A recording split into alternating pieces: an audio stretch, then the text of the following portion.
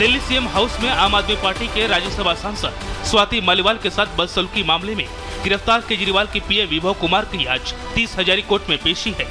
आज विभव कुमार की 5 दिनों की पुलिस रिमांड खत्म हो रही है। पुलिस रिमांड में विभव कुमार के साथ सीएम हाउस में सीन रिक्रिएट किया गया। विभव से पहले स्वाति मालीवाल के साथ भी पुलिस ने सीएम हाउस में सीन रिक्रिएट किया था। इसके बाद दिल्ली पुलिस विभव कुमार को लेकर मुंबई पहुंची। पुलिस सूत्रों के मुताबिक विभव ने अपना आईफोन फॉर्मेट किया था और उसका डेटा मुंबई में किसी डिवाइस या व्यक्ति को सौंपा था। पुलिस को विभव के फोन के डेटा की तलाश है। वही पुलिस को इस बात की भी आशंका है कि कहीं सीएम हाउस में सीसीटीवी रिकॉर्डिंग से भी छेड़छाड़ की गई हो। सीएम हाउस से जब्त सीसीटीवी डीवीआर को पुलिस ने फॉरेंसिक जांच के लिए भेज दिया है। इस बीच दिल्ली के सीएम अरविंद केजरीवाल ने भी पूरे मामले पर अपनी चुप्पी तोड़ते हुए कहा कि उनके सामने घटना नहीं हुई थी। घटना के 2 वर्जन हैं, लिहाजा दिल्ली पुलिस को पूरे मामले की निष्पक्ष जांच करनी चाहिए। केजरीवाल के बयान पर स्वाति मालीवाल ने पलटवार किया और कहा कि कथनी और करनी में अंतर नहीं होना चाहिए। आज अफजाल अंसारी के राजनीतिक भविष्य के लिए बहुत बड़ा दिन है। अफजाल अंसारी का राजनीतिक भविष्य क्या होगा, यह आज कोर्ट की तरफ से तय हो जाएगा, क्योंकि यूपी सरकार आज कोर्ट में भी इस मामले में अपना पक्ष रखने वाली है। रिपोर्ट आपको दिखाते हैं।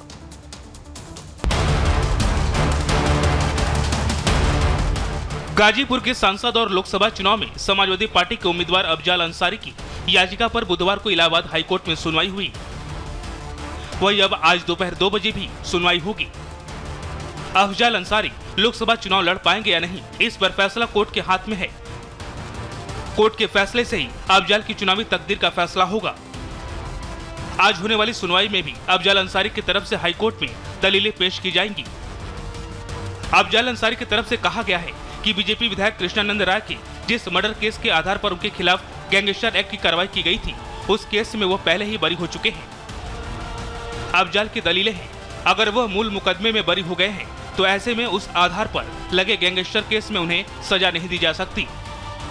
अफजाल अंसारी गाजीपुर से एनडीए गठबंधन के उम्मीदवार हैं। Bureau report, Republic Bharat.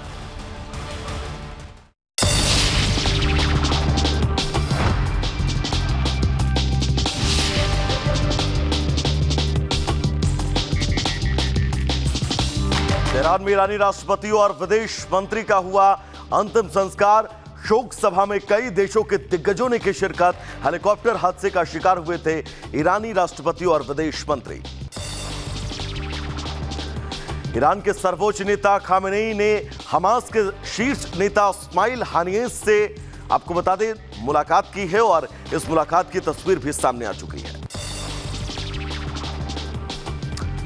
तो आगे बढ़ेंगे। इजराइल हमास के जंग के बीच नॉर्वे, आयरलैंड और स्पेन ने फिलिस्तीन को मान्यता देने की घोषणा की है। यह देश अगले सप्ताह फिलिस्तीन को एक देश के रूप में मान्यता भी दे सकते हैं। इससे नाराज होकर इजराइल ने इन यूरोपीय देशों से अपने राजदूतों को वापस बुलाने का ऐलान भी कर लिया है।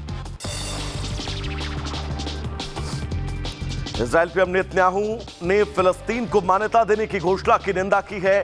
बेंजामिन नेतन्याहू ने कहा, नॉर्वे, आयरलैंड जैसे देशों का फिलिस्तीन को मान्यता देना आतंकवाद को पुरस्कार देने जैसा है। नॉर्वे सरकार ने फिलिस्तीन को राज्य के रूप में मान्यता देने की घोषणा करते हुए कहा, ऐतिहासिक कदम के तहत फिलिस्तीन राज्य को देंगे मान्यता, फिलिस्तीनियों में खुशी की लहर।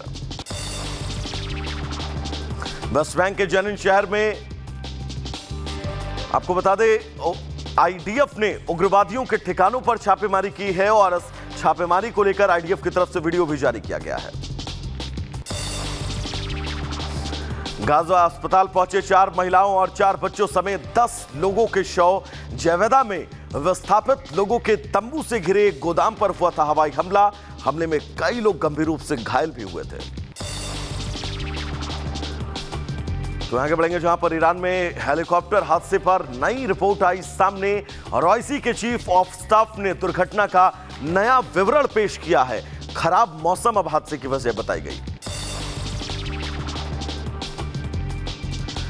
ब्रिटेन में मुद्रास्फीति 3 साल के निचले स्तर पर।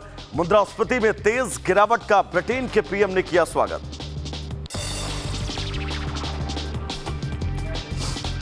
तो आगे बढ़ेंगे जहां पर आपको बता दें ईरान के विशेषज्ञों ने छठी शपथ ली है।